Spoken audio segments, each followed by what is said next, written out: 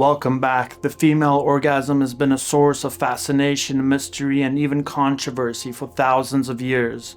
From ancient Greek physicians pondering the wandering womb to Taoist philosophies that celebrated female pleasure as essential for health and harmony, every era has added its own twist to the story. Today we're diving into the deep history, science, and evolution of female pleasure.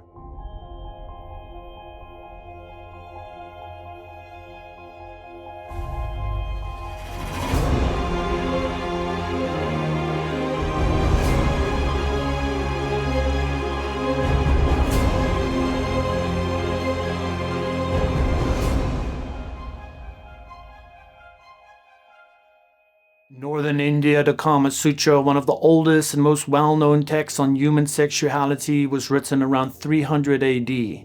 Attributed to the philosopher Malanaga Vatsayana, this text not only explores sexual techniques but also the deep connection between pleasure and spirituality. While the Kama Sutra did not explicitly mention the female orgasm, later commentaries highlighted that both men and women experience sexual delight. One of the earliest descriptions of female orgasm in Indian literature notes how women gradually become wet like a broken water vessel, a powerful metaphor for sexual release. The concept of yin and yang, otherwise known as yin and yang, embodies a philosophical perspective of all existence, that heaven, earth, and creatures and forces of nature are all determined by these contrasting but interconnected and interdependent forces that are constantly in motion. Together they are considered to embody qi, the universal energy. In, the female force is thought to be negative, evil, and passive, while yang, the male force, is considered to be superior, positive, and active. Women were said to have an inexhaustible supply of yin essence, while men have a limited supply of yang. Before a man was allowed to ejaculate, he had to prolong sexual intercourse, making a woman orgasm several times to acquire her qing. This essence the most powerful. If a man ejaculated or used his yang essence before taking in, it was said that it could cause him health problems and even death. Meanwhile, in the West, the Greek physician Claudius Galenus developed an influential theory about the anatomical similarities between men and women.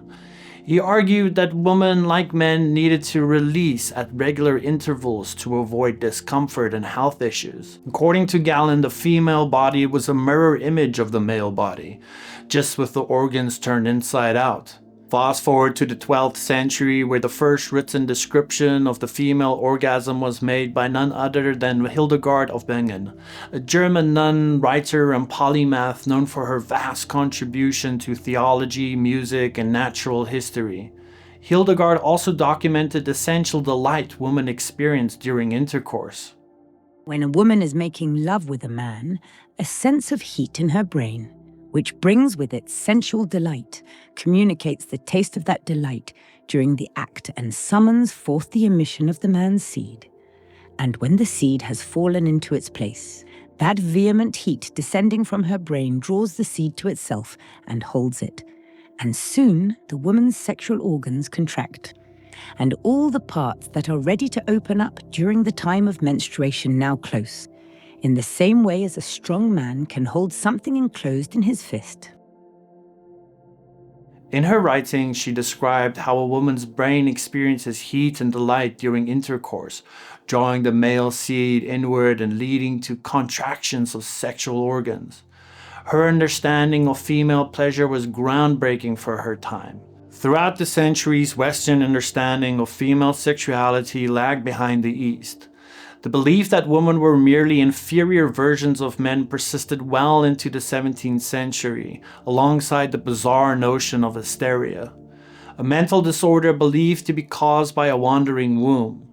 Treatment for this condition was controversially linked to induced orgasms, referred to as hysterical paroxysm. The terms hysteric and hysterical emerged in English during the early 1600s, primarily in medical context. Both derive from Latin, from hystericus, meaning of the womb, which itself originates from the Greek hysterikos. This Greek term also refers to of the womb or suffering in the womb. This linguistic lineage connects directly to modern terminology such as the word hysterectomy, which refers to the surgical removal of the uterus. For ancient Greek physicians like Hippocrates and Aristeas of Cappadocia, the womb wasn't just another organ. It was the key to explaining why women were so different from men, both physically and mentally. They believed in the concept of the wandering womb. Here is a description of the wandering womb theory by the 2nd century physician Aristeas. In the middle of the flanks of women lies the womb, a female viscus closely resembling an animal, for it is moved of itself hither and thither in the flanks, also upwards in a direct line to below the cartilage of the thorax, and also obliquely to the right or to the left, and in a word, it is altogether erratic. It delights also in fragrant smells, and advances towards them, and it has an aversion to fetid smells, and flees from them.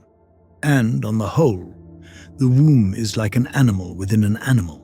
By the 1500s, the hysteria tradition was firmly established, with the womb blamed for women's supposed irrationality and myriad of other symptoms. The 1600s and 1800s is where the big O has controversial part of history. According to ancient physicians, sexual deprivation was frequently the cause of hysteria. Furthermore, in the mid-1800s, we can see Theo Brunt, whose method was described in the New York Medical Journal and the Journal of American Medical Association. The pelvic massage restored the uterus to its proper place, and thus the typical woman's complaints like headaches, backaches, fatigue, depression, and such were cured. The doctor or therapist put his or her finger in the vagina and simultaneously massaged the uterus from the outside with the other hand. Many practitioners of this massage were aware of the possibility of a sexual stimulation during the procedure, and like the Finnish physician George Asp made it clear that the sexual excitation shall be circumvented and the clitoris studiously avoided. It is suggested that this was also practiced by a midwife. These texts and many others like them lead some to believe that the vibrator and Roman bathhouses where water jet treatment was an option was used to induce orgasms. Advertisements such as these are suggestive, but no orgasm application is explicitly mentioned. What exactly happened is controversial, as many of the ancient text translations have been criticized and disputed. Were women brought orgasm or not? Was the vibrator invented for that reason or not? I'll let you simmer in your own mind on that one. Today, what the ancients called hysteria covers a range of psychological disorders. The womb, once thought to cause madness, is now recognized for its true role in giving birth to us all.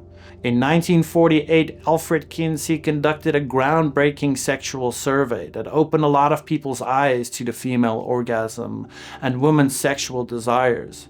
Society at this point was still relatively sexually repressed, so it really was a game changer. By the 1960s, Masters and Johnson were undertaking pioneering studies, examining how and why women orgasm.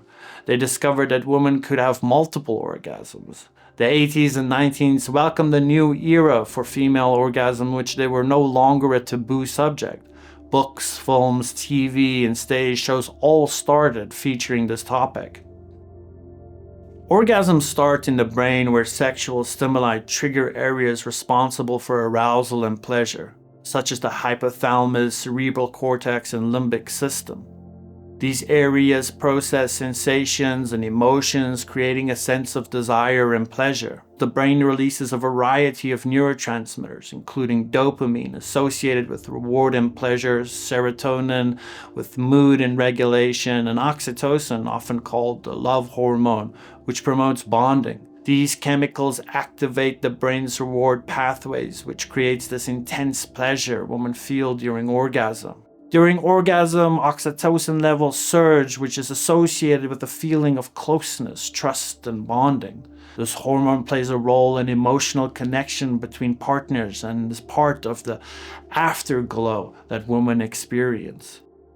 Orgasm also releases endorphins, which are natural painkillers that create a sense of well-being and euphoria. Women can experience different types of orgasms, including clitoral, vaginal, and G-spot orgasms. It is important to realize that the externally visible clitoris is only part of the clitoris, which is much larger and extends internally, dorsolaterally parallel to the urethra, and also to the ventral vaginal wall. It is thus likely that a vaginal penetration can achieve indirect stimulation of internal clitoral parts, leading to the perception of the ventral vaginal side as the G-spot, so called after German physician Ernest von Grafenberg, who first wrote about G-spots in the 50s, referring to the highly erogenous zone. The intensity and duration of an orgasm can vary widely from person to person and even from one experience to another.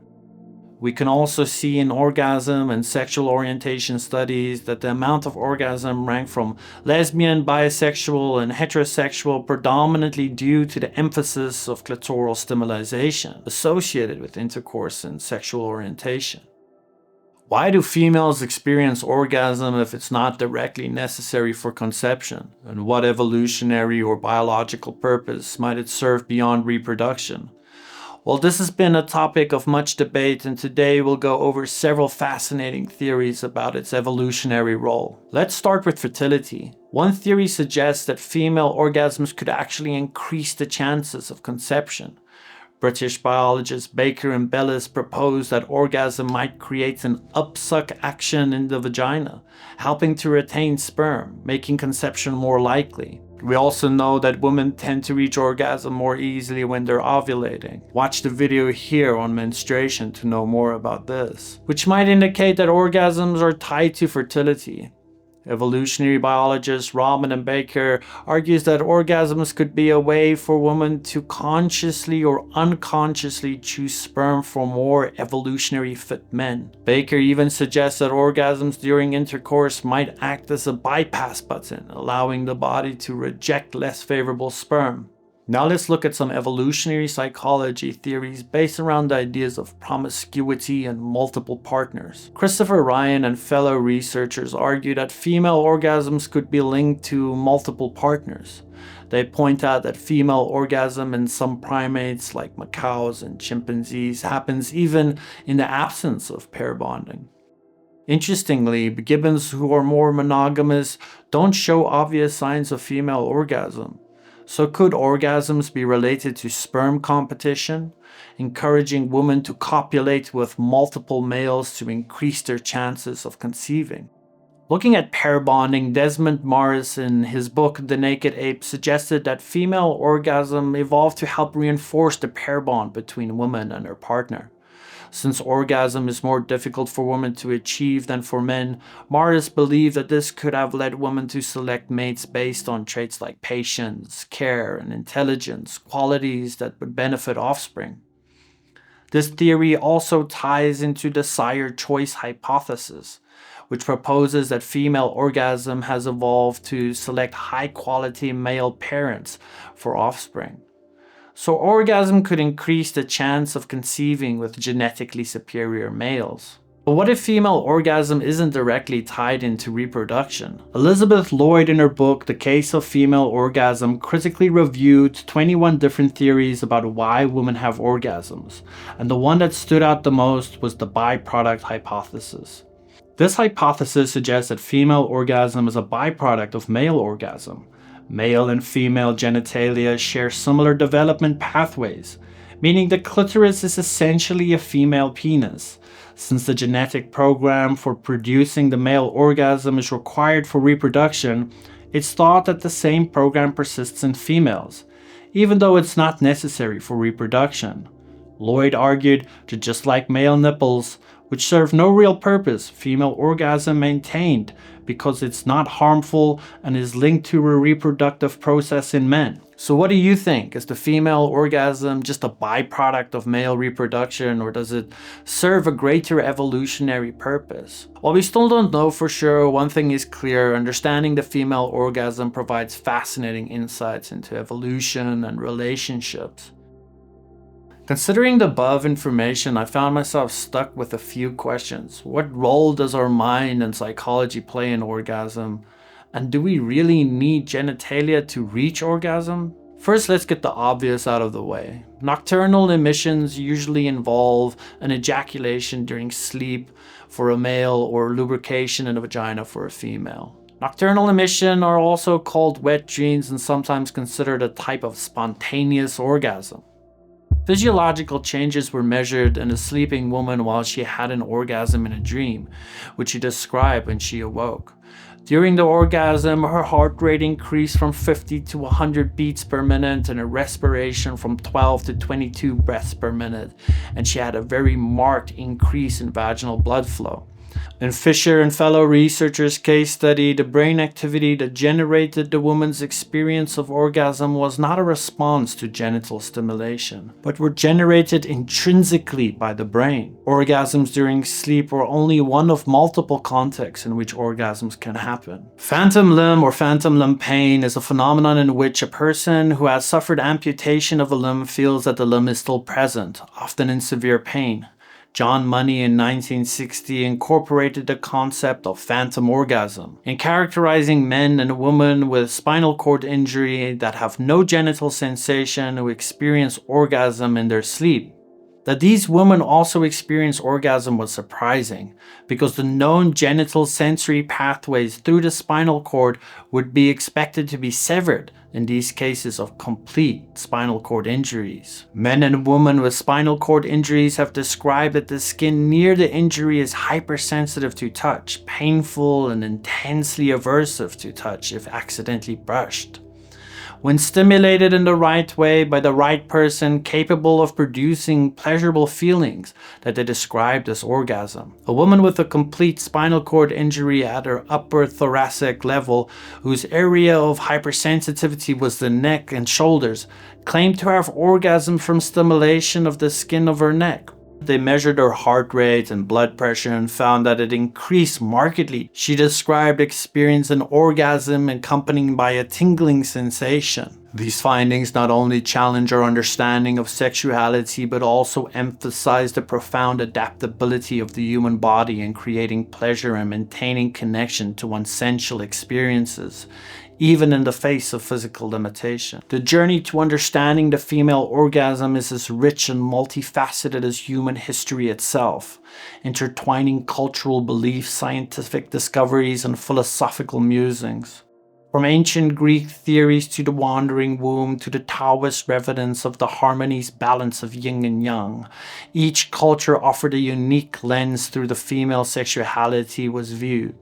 The progression of thought from mysticism to modern science has illuminated not only just the physiological mechanisms, but also the psychological, emotional, and evolutionary significance of female pleasure. As we reflect on this journey, it becomes clear that female sexuality is not a singular experience, but a dynamic interplay of the physical, emotional, and psychological. Its study invites ongoing curiosity, challenging outdated notions, and celebrating the intricacies of human nature. Understanding the female orgasm is not merely a scientific endeavor, but a cultural and personal revelation, enriching our collective narrative about pleasure, intimacy, and identity. So whether viewed through the lens of history, biology, or psychology, the female orgasm is far more than a fleeting moment of pleasure. It is a testament to the depth and complexity of humans.